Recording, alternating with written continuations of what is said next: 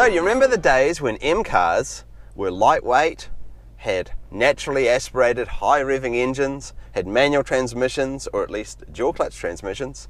The engines were unique to the M cars, built from the ground up for the M car, and were rear wheel drive? Well, those days seem to be gone.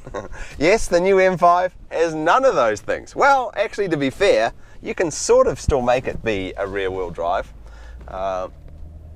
It has some fun stuff like that. In fact, this feature where you can invoke the four-wheel drive to be a rear-wheel drive only. If I press the M2 button here, configure M drive and put it in two-wheel drive mode, takes the traction control off, forces the traction control to be off when it's in rear-wheel drive, which is pretty cool. That is awesome. I would love it if Porsche and other manufacturers did that with their four-wheel drive cars. Just fantastic. And then you put your foot down and you're away, leaving a cloud of smoke behind you. And I guess all of that fun stuff is gone in light of emissions and to make these faster. You know, this is the fastest M5 ever by a considerable margin. There's no question, it hauls ass. But to the same degree, I struggle a little bit with having an emotional connection with modern M cars. Even my own M4, I was when I let go that car because I never got that emotionally attached to it. It was a fantastic car. It was fast, comfortable, it had lots of toys. I could not find a single fault with it. Same with this car, same with the M5, the new M5. I can't find any faults with this car. It's incredibly fast. It's incredibly comfortable. I'd love to drive across a continent in this car. But do you think I'd have an emotional attachment to this? Not so much. Pretty much every other car that I've driven lately, I've got more of an emotional attachment to. And maybe it's because of the sound, and maybe because it's designed that way. You know, these cars are designed for comfort and performance more than emotional feedback, which to me is a little bit of a shame.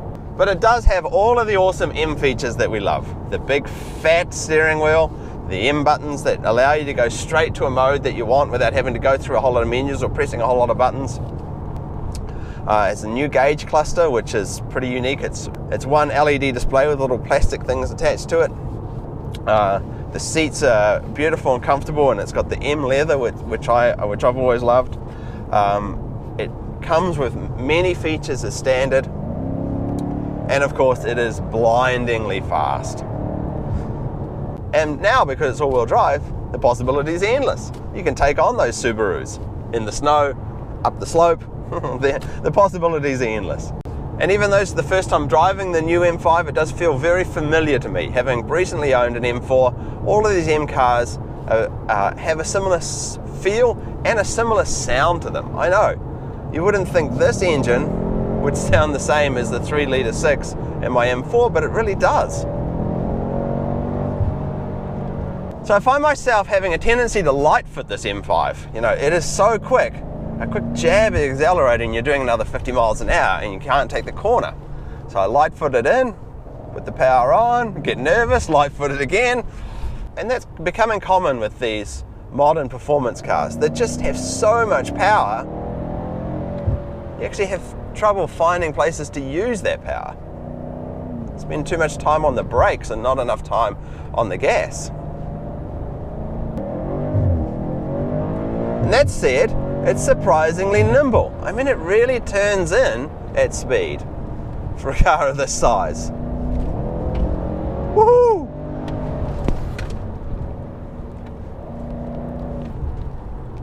Okay, let's do my little outside sound test and backup test. This should be interesting.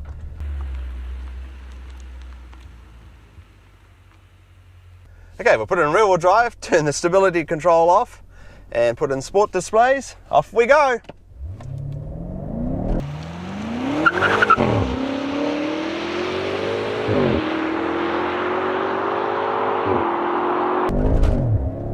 A little bit of traction loss there.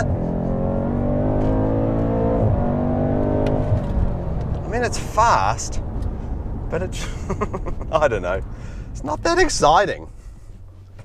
I know, I'm a BMW fanboy and I'm not that excited by this car. And has a top speed of 26 miles an hour in reverse.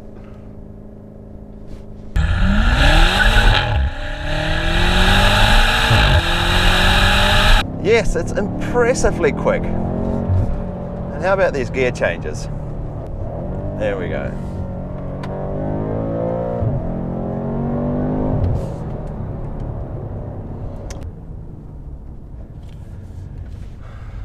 So I guess there's the problem. You know, this M5 is a technology superstar. It is unbelievably quick, and it's got all sorts of awesome technology. It's got the head-up display, it's got this magnificently fast engine, it's got all these cool toys. It's got the rear-wheel drive, four-wheel drive system, which I just think is fantastic. It handles so well for such a big car. The gearbox is quick and responsive. There's even some feel coming back through the steering wheel, which is often missing. But it doesn't really get my heart racing, no matter how hard I push it, no matter how scary I make it.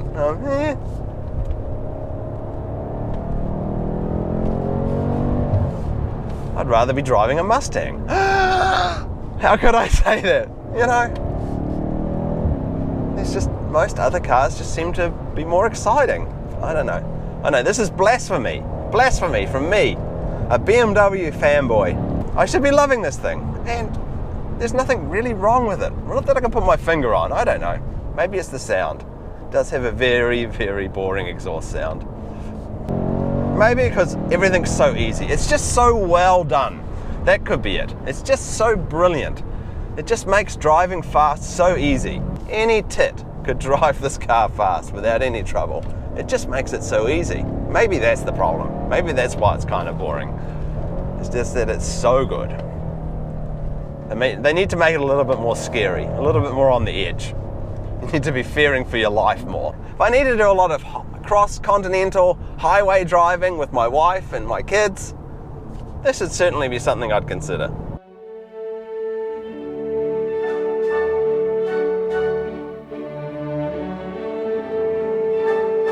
Okay, so let's take a quick look around the inside of the big white M Beast, starting from the left. You know, the window buttons, really nothing special there. It's got a rear shade button. There she blows. For whatever use that is. It's got the active cruise control here, which is nice. I really like these new M buttons. That's pretty cool. They give it a special look. The dashboard's something different. It's a shaped LED. So all of these lights here are just LEDs, and then it's got these little plastic things attached to it. But yeah, it's easy to read, it's nice and configurable. Yeah, pretty awesome. I like the new dash.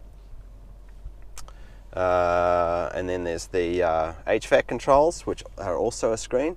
Strangely, these are a much lower resolution screen than the others, and you notice that straight away. You notice that it's a bit more pixelated, but it's easily usable. Kind of miss buttons, but you know. But the days of buttons have gone, it would seem. Still got the temperature dial though, so that's nice. And you've got your programmable buttons here. You can put in stations or destinations, whatever you like, on those programmable buttons, like you have been able to do for years. And we've got a new gear lever. Yeah, I don't mind it. It's kind of looks like a sort of a tortured device, but unlike my M4, it's got a park button, which is awesome. The problems I had getting my car into park. So to fix that, they've got a park button. When it's in normal mode, you push it across the drive and it just goes into automatic mode. But when you put it in any of the M modes, you put it into drive and it's in, proving me wrong, I thought it goes into manual, whatever.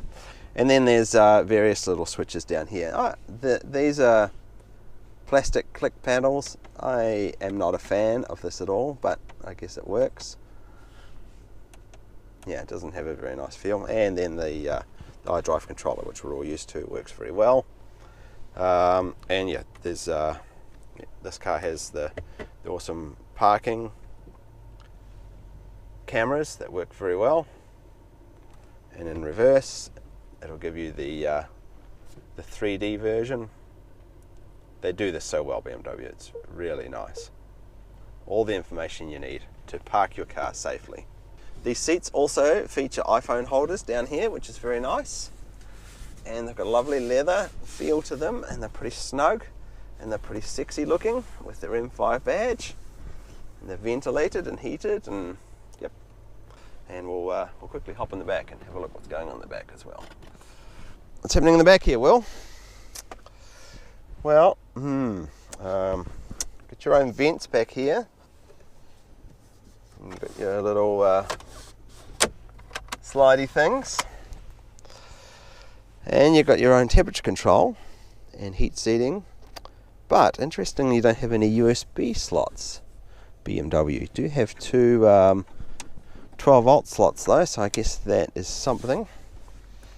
Yeah, but otherwise, pretty comfortable back here.